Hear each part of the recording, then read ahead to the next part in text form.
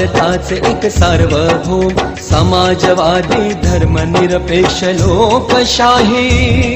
गणराज्य घडवण्याचा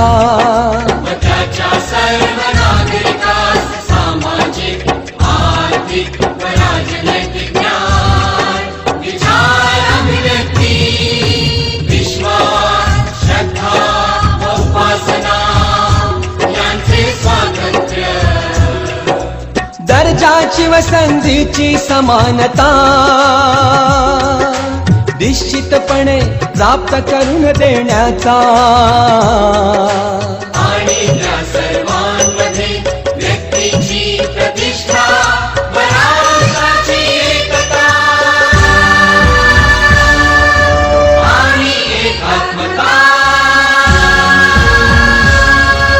यांचे आश्वासन देणारी बंधुता प्रवर्धित करण्याचा संकल्पपूर्वक निर्धार करून